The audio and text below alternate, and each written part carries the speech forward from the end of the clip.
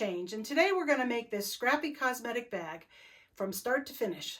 So to get started, the first thing we need to do is we need to cut a piece of fabric that's going to be the base for our sewing. So I've cut a piece that's 9 inches wide by 18 inches long. I've chosen something that I don't really like. What I'm going to do, however, is I'm going to use the back side of it, so less of the pattern will show through if I have any light fabrics like this pineapple one. I've gone through my stash of scraps, and these are fairly large scraps. You don't have to use such large scraps. What we want to do though is we'll start with a smaller scrap in the center of our backing fabric, but I just kind of selected a weird mix that I'm going to throw together. I'm going to choose my first fabric that I'm going to actually sew sections around. I'm going to place this fabric here because I have a long enough distance. What I'm going to do first though is I want to trim that edge so it's a nice straight edge. It's good to have a cutting board handy and just straighten up an edge because it makes it so much easier to stitch along those edges. So what I'm going to do is I'm going to place this fabric face down on my other fabric. I'm going to quickly pin it. I kind of pin it out of the way of where the presser foot is going to go on here. So I just kind of pin it in place. If you're good at holding things in place, go ahead and do that. I'm going to take this over to my sewing machine. I'm just going to sew a 1/4 inch seam allowance. One of the things I do when I take it over to the sewing machine is I do not backstitch on either end because you're going to find some of that stitching will have to come up eventually, so it's better not to backstitch it at this point. I'm now going to take this over to my ironing board and flatten this out, and you're going to want to iron between every single step. As this is a very improv project, I'm just going to move around my center piece. In this case, I decided I think I want to take this color here, and what I noticed is as if I follow this line, I'm going to leave a big gaping hole here. So basically, when I lay this down, I want to make sure that it crosses enough so that I have a 1/4 inch space there. And I'm going to actually join it right to that end there. I don't have to, I'm going to overextend it a little bit because I would like to have this line be followed later. So I'm just going to kind of place that in the middle. Again, I'm going to overlap that there. I'm going to pin this and then I'm going to take it to my sewing machine. I've sewn this down and taken it over to the iron. One of the things I do want to do though is I want to get rid of this extra bulk here, and this is why not back stitching is a good idea, because you can more easily pull this back and just quickly cut the threads. And then what I'm going to do is I'm going to fold this over, and I'm just going to take my scissors and I'm going to cut it along this edge. Again, not cutting through my backing. And this helps to get rid of some of that bulk. And I'm going to continue around by placing my next fabric. I think I kind of like this wacky one here. I'm going to trim it, and I'm going to then stitch it down across this area and iron it. As you can see, as we go around that smaller piece, some of our fabrics need to be larger and bigger. But if you're just working with small pieces, you could always stitch a bunch of pieces together ahead of time that creates a strip, and that can then be your piece that goes for those longer distances, but it would be made up of smaller squares. And you wouldn't have to sew down every single piece because you have enough working area for this. Again, this one has this hanging out, so I'm going to trim that off. And then I'm going to then place my next piece. I'm going to, because I can't really see what's going on, I'm probably going to just cut this, not completely to the edge of this, but just cut it off a little bit so I have a better visual of what I'm going to be doing next. To get a better look at what I wanted to do next, I actually cut all those straggly ends. This time I think I'm going to place this one across here, and I'm going to sew that down again and iron it over. In this case, I don't want this big giant pink and purple to take up that whole end of the bag. So what I'm going to do is I'm going to take this other piece of fabric to sort of break it up a little bit. I want to make sure I have enough for that 1/4 inch seam And then what I'll do is I'll sew this, iron it, and then trim that. This is a great project for improvisation because you really don't know what it's going to look like when you're done, and you just kind of play around and kind of match up things and, you know, move things around. Maybe you don't like that one, you'll add this one instead. So you just kind of let it grow as it does. And really, I don't think there's a way to make these look bad at all, no matter what weird fabrics you tend to use.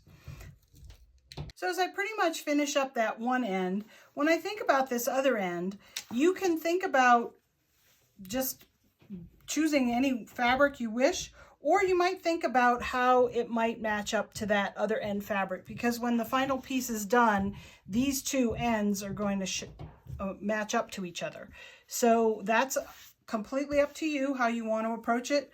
I'm just going to use this fabric here, and then we'll be done with the top. Our final step in getting the scrappy side done is going to be to trim it to the edges of our 18 by 9 piece of fabric and getting it all squared up.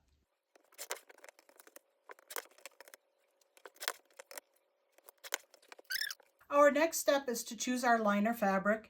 Again, I don't think it matters what you choose for the liner. In this case, I'm just going to use another piece of this fabric, but I am going to use the front side placed against the front side of this, so that at least when you're looking inside the bag, you'll have the right fabric. And what I'm going to do now is I'm going to actually make sure that this is trimmed to my piece of scrappy fabric. I've just got a little bit to trim off here. Then I'm going to take it over to my sewing machine, and I'm going to sew down the short sides. I usually clip my ends so that it doesn't slip when I take it over to the machine. We now take this and turn it right side out. I'm going to take it to my ironing board, and first what I like to do is I like to crease this down, iron it nice and flat on both ends, and then when I fold it, you get a much nicer fold here, so that when you iron this edge, you won't see very much, if any, of the liner fabric. We now have this whole piece ironed flat. We have wrong sides together. What I'm going to do now is I'm going to take this to my serger, and I'm going to serge these ends and then tuck in the extra serger threads back through so that it's locked in place. If you don't have a serger, then I highly recommend using your zigzag stitch along this edge, or if you have an overlock stitch on your regular sewing machine, to use that. That will keep your edges from fraying inside the bag when people are putting things in and out of the bag. I've serged my ends, tucked my threads back in, and now it's time to select a zipper. In this case, I'm going to be using a zipper that's going to go underneath and inside the bag. You can use the fancy zippers which go on the outside, and it's pretty much the same for all those cosmetic bags we've been making.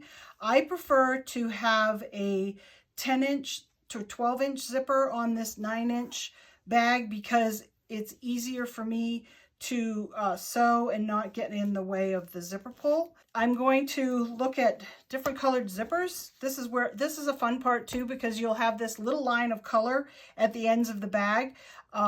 In this case, I actually think I'm going to go with the green. And then the first thing we do is we get it lined up. I'm going to take it over to my sewing machine, and I'm just going to use a regular foot, and I'm going to just stitch up along this edge. If you want to get your needle a little closer, if your sewing machine adjusts your needle, you could get it a little closer. I like to use my foot back here because I like it so that the zipper, when the zipper pull is opened, it doesn't get caught on anything. So that's just my preference, but you do what you do. So what I'm going to do first is I'm just going to line it up here. I'm going to take it over to my sewing machine and sew this first piece down. Now that we have this one side sewn down, we're going to be bringing our other side over to line it up. Because I stitch with the sewing machine going down this way, what I want to do is I want to line up my bag as much as possible. They might be off a little bit, not to worry, because we will compensate for that when we sew the final stitching on the bag together. But what I'll do is I will take this and I will just put a pin in here. I'll take it over to my sewing machine and I'll drop my presser foot down partway in, so my needle would start partway in, and then I pull my pin out and then I back stitch and I stitch down the whole thing. But in order to stitch this down, we now have to open the zipper completely open so that we don't sew the bag to the back. Now that I have both sides together, I'm going to zip this up and I'm going to try to figure out which way I'd prefer to have the bag shown. Do I want this at the top, that short distance at the top, or do I want it this way and have that color bit for the front? So do I want the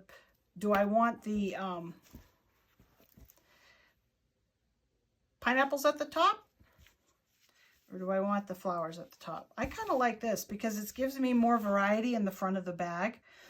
So what I'm going to do is I'm going to kind of figure out where that is. I'm going to turn this inside out, keeping that distance. If you're going to box bottom these, I highly recommend going a little higher on the one edge. But if you're not boxing them and they're just going to be a flat cosmetic bag, I think it's just fine to do it this way. And what I try to do is I try to get it all lined up. I'm going to clip my bag so that when I open my zipper, I won't lose where it goes. Because what we're going to do next is we're going to sew down the sides of the bag here, and we're going to sew in far enough so that our threads won't show on the outside of the bag. If your lines are not completely lined up and one side comes out beyond the other, then you want to make sure on the other side that you come in far enough so that we catch everything that we need to catch.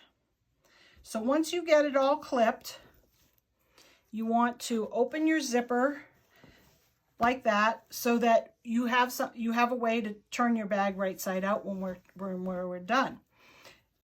You're going to want to make sure that when you stitch this, that this is closed, and this is one of the reasons I use the clip. It keeps it from shifting a lot. What we're going to do is we're going to back stitch. We're going to come down and we're going to back stitch all the way across the zipper. This will be our zipper stop. This will work as our zipper stopper when the bag is complete, and we'll be cutting these ends off. So a lot of times this seam here is about 3/8 of an inch, but it can vary depending on your bags. Now what I'm going to do is I'm going to take a good pair of scissors, not your sewing scissors, and I'm going to trim off the zipper. We've been using a nylon zipper. If you have metal zippers that you're using, be very careful when you're stitching. You might want to have to hand crank your machine, but I highly recommend using a nylon zipper for this project. Now I'm going to turn the bag right side out. I'm going to use a plastic pusher tool. You might have something like this, or you might have a bone folder or whatever, but just to get the corners. We're not clipping inside, so some of the corners might not be as crisp and square as they would be on other projects, but you don't want to have any frayed ends inside your bag. I'm now going to take this to the iron and just flatten it out one last time, trying not to melt my zipper. And there's your finished bag, ready to go. Easily zips open and closed, and we're done. I hope you have some fun making these scrappy bags. They're a lot of fun to go through your stash of scraps and pull out some fun things and weird things and just enjoy.